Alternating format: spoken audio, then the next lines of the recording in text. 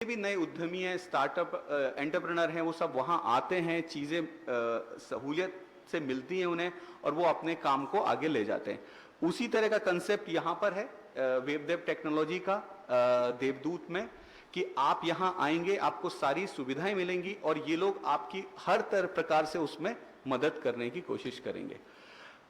इसके साथ भी मैं एक चीज कह सकता हूं कि अगर देवदूत वन नेचुरली आज की डेट में आपको बैंक से पैसा चाहिए या किसी गवर्नमेंट का रिकॉग्निशन चाहिए, तो आपको कहीं ना कहीं किसी एक गवर्नमेंटल इंक्यूबेशन से आपको अटैच होंगे तो आपके लिए यूजफुल होगा, मेरा इतना है।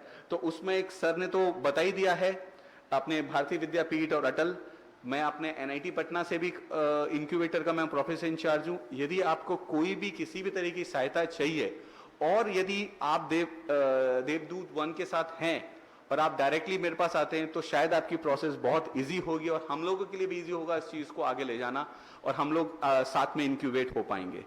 तो इन्हीं शब्दों के साथ मैं अपना विराम चाहूंगा और मेरी तहे दिल से सारी शुभकामना है वेबदेव टेक्नोलॉजी को, साहलाम जी को, कि वो आगे बढ़ें और हम जिस तरह से उनकी मदद कर सकते हैं या आप लोग जिस तरह से आएंगे उस तरह से उस चीज का सॉल्यूशन निकालेंगे और आगे बढ़ने की सब हाथ जो मिलाकर हाथ में बढ़ेंगे।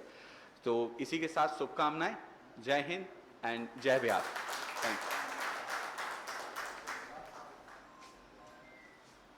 Thank you so much sir कि आप यहाँ पे आए और हमें इतनी ज्ञान की बातें बताएं। अब मैं सैयद अफजल अब्बास सर, चेयरमैन सिया वक्फ बोर्ड को बुलाना चाहूंगी।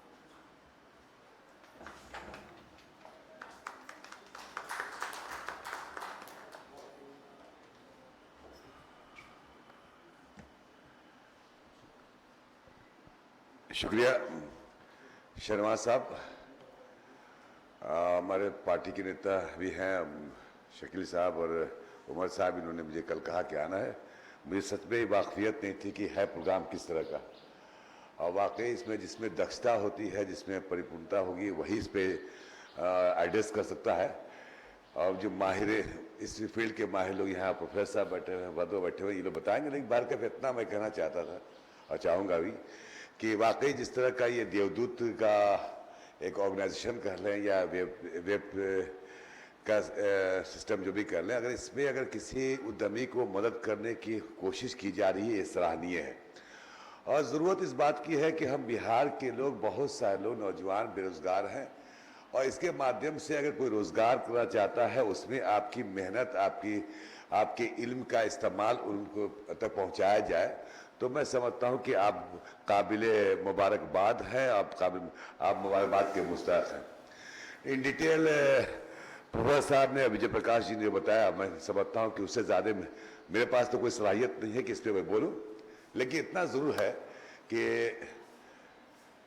बिजनेस जिस तरह से स्टार्टअप इंडिया की बात, बहुत सारे स्कीम जो चल रहे हैं, इसमें सरकार भी कहीं ना कहीं हर तरह से मदद करने की कोशिश कर रही है। हम लोग भी गांव से आते हैं, गांव के रहने वाले हैं। शहरों में जिंदगी गुजारा अलग बात है, लेकिन ग्रामीण क्षेत्र से ही रहने वाले लोग हैं। गांव में भी इसकी बहुत ज़्यादा उपयोगिता नज़र आ रही है। आप सही कहा, आपने अंडे के जिक्र किया। मेरे कई ऐसे जानने वाले लोग हैं जो 10-10 हज़ार, 5-5 हज़ार, 10 हज़ार, कई पोल्ट्री फार्म और हैचरी सब लगा के लोग काम कर अच्छा कमा रहे हैं। तो बस वही कि विल होना चाहिए और आपको सही पाथ मिल जाए और सही रास्ता मिल जाए और गाइड करने वाला आपको सही मिले, तो आप जरूर, आपका मुस्तकबल संवर सकता है, बिहार भी संवरेगा, आपका परिवार भी संवरेगा। और आपके साथ जिस तरह की जो टीम है, देवदूत है, देवदूत 1.0, अब इसका मीनिंग क्या हम नहीं बता सकते, लेकिन इतना लबोलबाब, इतना हम समझ रहे हैं कि आपके मकसद में काम करने के लिए ये लोग कोशिश करेंगे और हर रफ्ता या कहीं की दफ्तर फौफ्तर जो भी कहिए, आपकी मदद करेंगे। ये आपके लिए एक खुशखबरी है, अच्छी बात है। रहा सरकार की बात, हम लोग सरकार के छोटे से अंग के एक हिस्सा भी हैं। हमारे यहाँ तो इस तरह कुछ है नहीं, लेकिन सर, हाँ हाँ, देखिए जहाँ तक सब बिल्कुल अच्छा, ये जो मेरा अपना पर्सनल फील्ड ही है और मैं उसके चेयरमैन हूँ। जहाँ वक्फ की प्रॉपर्टी, जहाँ भी वक्फ की प्रॉपर्टी को हम ना बेच सकते हैं ना दान कर सकते हैं, लेकिन हम लीज आउट कर सकते हैं। जहां तक सवाल है कि किस तरह का प्रोजेक्ट है, पटना के शहर में शिया वक्फ बोर्ड की बहुत सारी प्रॉपर्टियां थी, है नहीं, मैं बता दूं आपको। हाँ, आपको पता है क्योंकि आप आईटी डिपार्टमेंट से जुड़े रहे। फिर भी अगर किसी को कुछ लगता है कि हम बिजनेस करना चाहते हैं, इंडस्ट्री लगाना चाहते हैं, अगर जमीन की जरूरत है, तो जो विधिवत जो होगा कानून के दायरे में होगा, हम उसके आपके साथ है। जहां तक सवाल लीज का सवाल है, तो सिर्फ चेयरमैन को 3 साल तक का लीज पे करने का पावर है और मुतवल्ली को 11 महीना का, और विभाग को 30 साल तक लीज करने का पावर है एज पर द 1995 एक्ट के मुताबिक, जो पहला जब संशोधन किया गया था। पहले 99 साल का 51 साल का भी होता था, अब 30 साल का कर दिया गया। हम लोग खुद ही, मैं चेयरमैन होने के बावजूद भी मैं खुद एक दिल्ली तमन्ना है, मैं दिल्ली में रहा 22 साल तक। ये मुख्यमंत्री जी ने मुझे बुला के यहाँ भार सौंप दिया।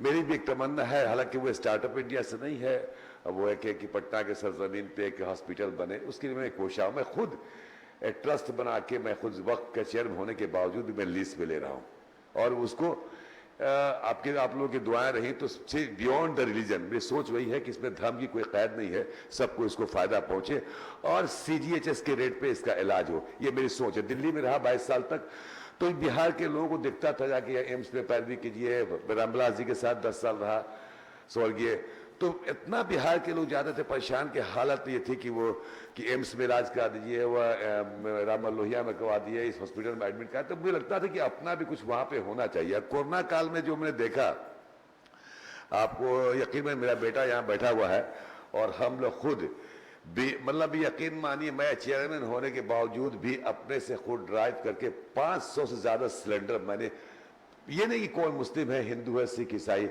मजबूरन तुमने पहुंचाया। तो मैं लगा कि नहीं, अपना भी एक हॉस्पिटल होना चाहिए। जो यहाँ पे प्राइवेट हॉस्पिटल जो लोग हैं, वो लोग क्या करते हैं, बस सिर्फ लूटते हैं। कहना नहीं चाहिए मुझे, लेकिन मेरी सोच अलग है, इससे डिफरेंट है कि ये समाज हित में हो, इतना इसका इनकम आए कि वो हॉस्पिटल चले, ये मेरी सोच है। ऐसा नहीं कि नो लॉस नो प्रॉफिट पे चले, बाहर कहते ये मेरा अपना मामला था। लेकिन जहां वक्फ बोर्ड की बात आप कर रहे हैं, तो हमारे नजर में जहां भी जमीन है बिहार पटना से हट के, देखिए शिया वक्फ बोर्ड की जो जमीन है बिहार में, जो मोस्ट प्रॉब्लम में बता दूं, मतलब ये बता दूं, जहां से पटना हो गया, गया हो गया, औरंगाबाद हो गया, सीवान हुआ, मुजफ्फरपुर हुआ, हाजीपुर हुआ, बेतिया में भी है, चंपारण में भी है, दरभंगा में भी है, समस्तीपुर में भी है। भाई इस जगह पे हमारे शिया वक्फ बोर्ड की जमीनें हैं, भागलपुर है, किशनगंज है, कटिहार में शायद नहीं है। तो जहां वहां इस एरिया में आप लोगों की कोई जरूरत पड़ेगा, अगर थोड़ा बहुत जो भी हो सकेगा, तो हम आपके साथ खड़े, ये मेरा वादा है। अब लेकिन उसकी प्रक्रिया है, हम डायरेक्ट मालिक नहीं है, हम एक तरह से चेयरमैन, एक केयर टेकर होता है हम, लेकिन हम मदद जरूर करेंगे। आप लोग सब लोग आगे बढ़िए और अपने को डेवलप कीजिए और साथ साथ बिहार को डेवलप कीजिए। मेरे पास ज्यादा कोई लफ्ज नहीं है, लेकिन इतना आपके बुलाने का बहुत बहुत शुक्रिया। प्रोफेसर साहब का सुना और विजय प्रकाश जी का भी सुना, अच्छा लगा। और इसको मैं समझता हूँ कि जितना छोटे लेवल पर आपने किया, मुझे मालूम होता तो हम कुछ और लोगों को भी बुलाते। हमें नहीं पता था किस तरह का प्रोग्राम में शिरकत करना। मैं चलिए संडे का दिन बैठे हुए थे, मैं चलो, लेकिन इसको और ज्यादा लार्ज स्केल पर मतलब इसको पहुंचाने की जरूरत है। आपकी आवाज, आपकी सोच, आपका किरदार, आपका जो प्लानिंग है, ये कैसे समाज में पहुंचे और कैसे पहुंचे, इस पे जोर देने जरूरत है। हम 10, 20, 50 लोग यहाँ बैठे हुए हैं, अगर यही बड़े लेवल पर होता तो जाहिर सा माउथ कंपेनिंग से बड़ा कंपेनिंग कुछ नहीं होता है।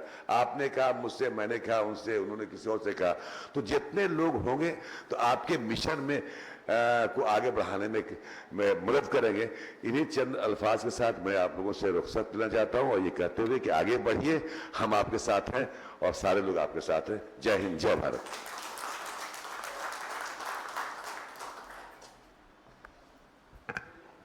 Thank you very much sir. अब मैं सैयद मोहम्मद उमर सर, सचिव वक्फ बोर्ड पटना को बुलाना चाहूँगी।